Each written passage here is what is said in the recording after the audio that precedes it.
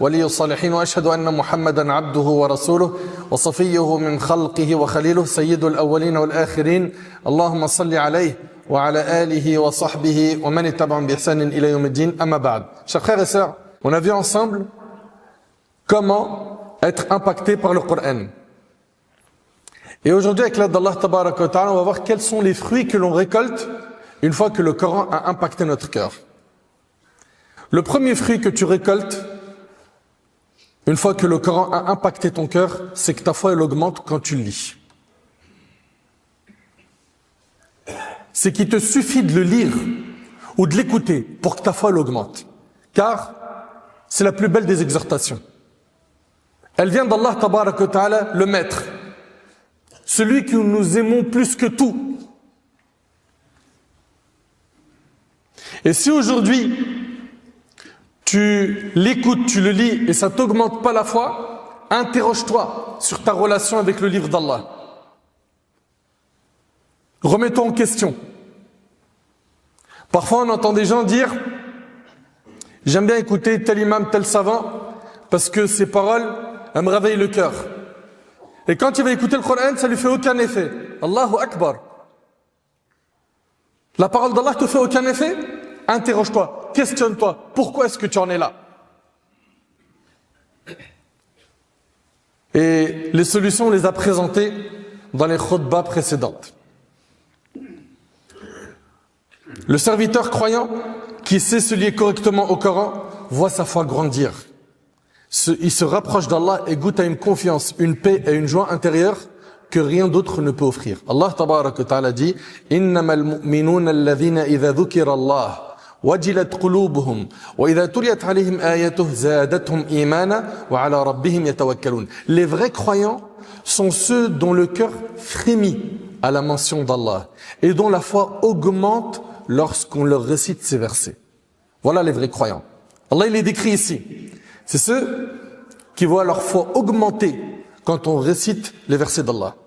Ceux qui placent exclusivement leur confiance en leur Seigneur. Allah Ta'ala dit également وَإِذَا مَا أُنزِلَتْ سُورَةٌ فَمِنْهُمْ مَنْ يَقُولُ أَيُّكُمْ زَادَتْهُ هَذِهِ إِيمَانًا فَأَمَّا الَّذِينَ آمَنُوا فَزَادَتْهُمْ إِيمَانًا وَهُمْ يَسْتَبْشِرُونَ. Lorsqu'une sourate est révélée, des hypocrites se disent entre eux duquel d'entre vous cette sourate a-t-elle fait augmenter la foi? Pour ce qui est des croyants, elle augmente leur foi et ils s'en réjouissent.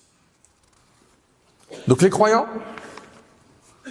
qu'est-ce qu'ils tirent comme bénéfice quand ils écoutent la parole d'Allah, quand ils la lisent? C'est que leur foi, elle augmente. Deuxième fruit que tu récoltes, une fois que le Coran a touché ton cœur, c'est quoi? C'est qu'il va laver ton cœur des maladies. Et il y a deux types de maladies. Les maladies liées aux passions et les maladies liées aux ambiguïtés, ash-shubuhat.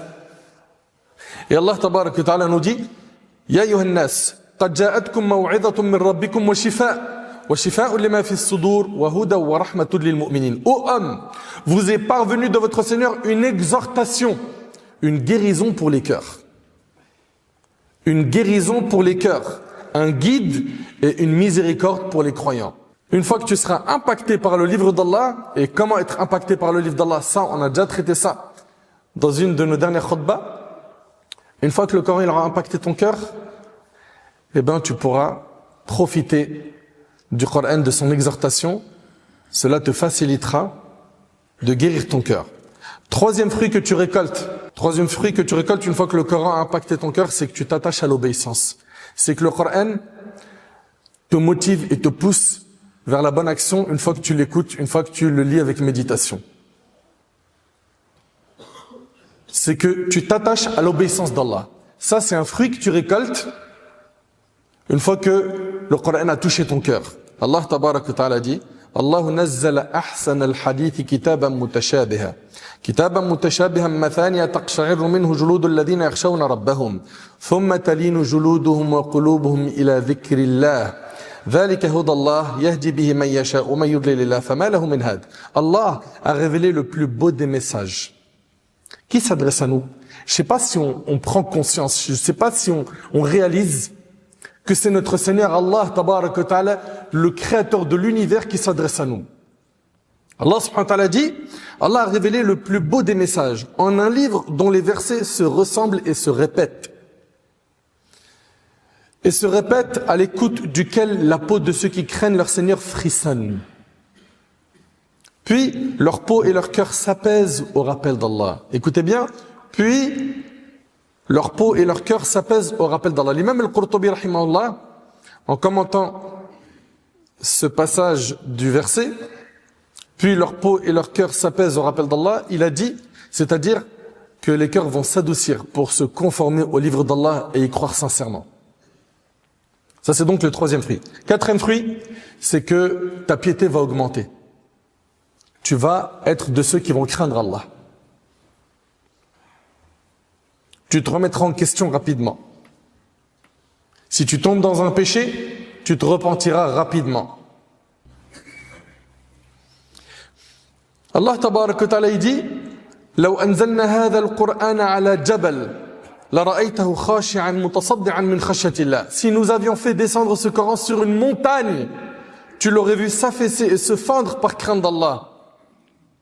Ibn Ashur rahimahullah, en expliquant ce verset, a dit, si le destinataire du Coran avait été une montagne et que cette montagne comprenait le discours, elle aurait été profondément touchée par le Coran. Allahu Akbar.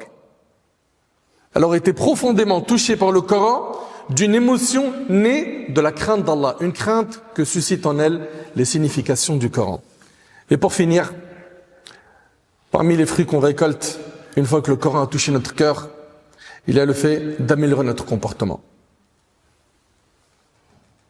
d'adopter le Coran comme mode de vie.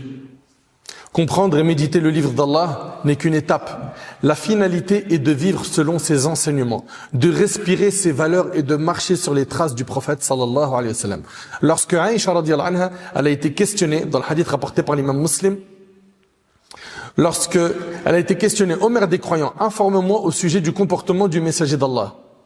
Elle dit, ne lis-tu pas le Coran? J'ai répondu, bien sûr que oui. Elle a dit, alors certes, le comportement du prophète, alayhi salatu wassalam, était le Coran. Le comportement du prophète, alayhi sallam, était le Coran. Al-Hassan al-Basri, rahimahullah, a dit, par Allah, la vraie méditation du Coran ne se limite pas à réciter ses lettres en négligeant ses enseignements. Car l'un d'eux peut dire, j'ai lu tout le Coran, mais son comportement et ses actes ne reflètent rien de ce livre. Allahu Akbar. Il y a des gens qui lisent le Coran entièrement, voire qui l'apprennent par cœur, mais leurs actes et leur comportement ne reflètent rien de ce livre. Et ça, c'est une musiba, c'est une catastrophe. Donc si on récapitule les fruits récoltés une fois touché par le Coran, on a 1, ta foi va augmenter. 2, ton cœur va guérir des maladies, des passions, des ambiguïtés. 3, tu vas t'attacher à l'obéissance d'Allah. 4, ta piété va augmenter. 5, ton comportement va s'améliorer. En conclusion, le Coran est une lumière qui bouleverse les cœurs, élève les âmes et transforme les vies. Celui qui s'y attache avec méditation goûte à une douceur unique, récolte des fruits inestimables et trouve dans ces versets une force et une guidance qui ne s'éteindront jamais. J'implore Allah subhanahu wa ta'ala de réconcilier nos cœurs avec le livre d'Allah. J'implore Allah subhanahu wa ta'ala de nous pardonner nos manquements. J'implore Allah subhanahu wa ta'ala de nous pardonner, de faire de nous des pieux, de nous accorder la véracité dans les paroles et les actions.